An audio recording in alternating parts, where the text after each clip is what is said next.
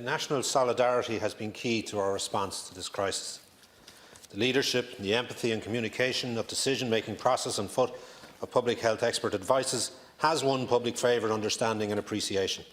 The curve is being flattened, and despite our losses, and I too want to join with others in commiserating with the families of all those who have died in recent weeks as a result of this crisis and beyond, as Deputy McGrath has said. But many lives, no doubt, have been saved. We have a duty to play our part in keeping this strong sense of common purpose, which requires trust in our political system and leadership. As people see, and we all see, the curve flattening, we also see, unfortunately, the catastrophic impact on our economy, on the public finances and jobs. And this, of course, puts great pressure on that trust. And it would appear, by my reckoning, that we are unfortunately reaching the legal limits associated with this government's ability to respond to the crisis. And in that vein, I ask the following questions in relation to public expenditure.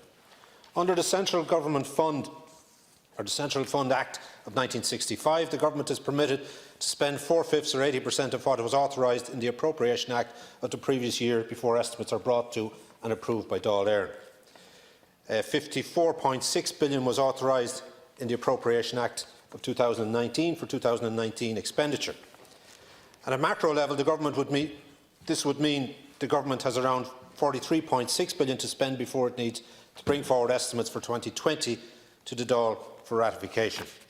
According to responses received from the Department of Public Expenditure, the Department of Employment Affairs and Social Protection will hit 80% limit in June, and so will be unauthorised to make further expenditures until an estimate is voted on and passed by Dáil Éireann. That being the case, has the Government sought and received legal advice, for example, as to whether estimates can be brought to Dáil Éireann under the current arrangements? We do not want a situation where departments need to make adjustments to their individual budgets to prevent the vote from reaching an 80% allocation. In relation to the pandemic unemployment payment, it is unclear when the pandemic unemployment payment expires. If it expires in May, as it seems to suggest in the Health Act that was signed some weeks ago, then the Minister no doubt will need to sign an order to extend it. This needs to be clarified. When in law does an order need to be signed that extends the pandemic unemployment payment? Further, under the provisions of that Act, that order needs to be laid before both houses of the Oireachtas. It needs to be clarified then when this will take place. Moreover, it needs to be clarified whether it is possible to lay an order before the Seanad, even though the Seanad is not constituted fully.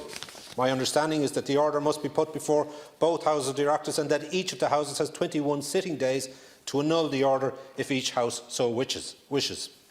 The key questions then are, when, after the order is made, must the order be laid before both houses? Can such an order be laid before the Seanad if the Seanad is at that point in time not fully constituted, as is currently the case? In relation to capital expenditure, no doubt not all major capital projects have been halted during the course of the lockdown. Has a plan been put in place to get these projects up and running? What happens if deadlines are missed and the contractor incurs additional associated costs? I'm thinking specifically of the Children's Hospital, but also of many other projects. How do the relevant contracts deal with this? Will we have to spend yet more money on the Children's Hospital because of delays caused by the breakdown? So they're just pivotal questions that I think need to be answered in the context of the legislative programme, or lack of it, that exists on the part of government, but it may have those tools, as I've referred to, in the recent Act, but you need to clarify that so we can move on. Thank you.